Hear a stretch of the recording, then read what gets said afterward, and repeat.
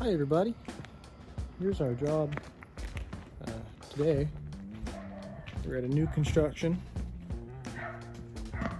and they've got these downspouts for the rain gutters, and they basically just wash out into all the new landscaping.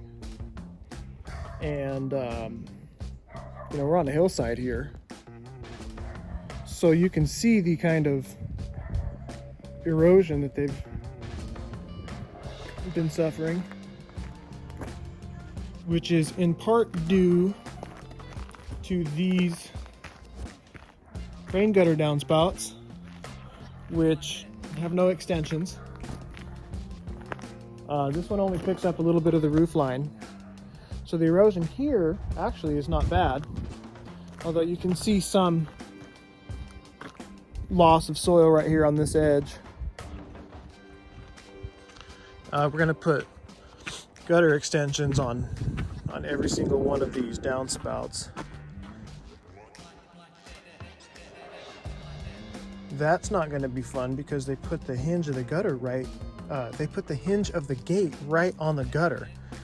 It'll make it really difficult for me to get the plumbing in there and then still have an operable gate.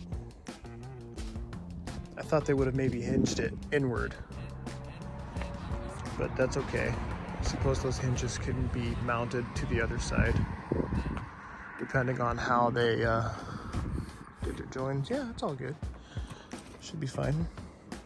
So this is the kind of erosion you can see here on the side of this rather steep embankment. So it's a lot of soil that they're losing off of the top of their... This is all engineered fill, this pad, this building pad. So we want to prevent any more loss. Here's a really good example of the kind of devastation that a little bit of rainwater can cause when it comes off your roof line.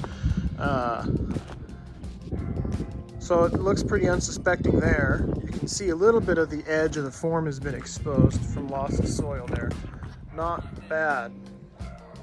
But if we look this way, let me back up, take a few steps back, kind of show you guys.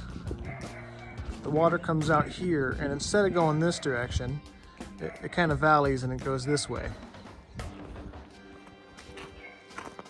And as it comes over the hill, it's causing a little miniature Grand Canyon. This is probably about 10 inches deep and at least 10 or 12 inches wide, maybe more. And it's taking all that dirt and it's depositing it down there at the bottom of the hill. So I'm going to take drainage piping, bury it in there, and then outlet down where the grade is not so severe. We'll also put in some flow suppressors or diffusers so that when the water comes out of the end of the pipe, it's not too quick. Now here's this side, total loss of soil, just washed out from this gutter here. And then this other, gotta watch my step, twist my ankle. This other gutter over here also causes a little bit of erosion on this bank, so rather than letting things get worse, we're gonna fix it now. And if we walk back over this way one more time, by the way, I don't know if you guys noticed this fence here, it's about 5 feet tall. It looks kind of nice. I think you can see all the way through it, doesn't obstruct the view. Okay, but anyway, speaking of the view, you can see that we've got some weather coming. So if I don't put some pipe on the end of those downspouts, they're gonna just wash out more and more dirt. We're having another one of these historic Northern California winter storms of 2022/2023. It's coming in tomorrow, coming in hard. So I went down to Lowe's this morning and picked up a bunch of this 3-inch ADS 3000. It's non-pressurized drainage piping. It's triple walled and corrugated, so it's rigid, it doesn't bend or flex, and it's not easily crushed. And so I've got some just random fittings and stuff, hoping I picked up what I need to get those downspouts redirected. All right.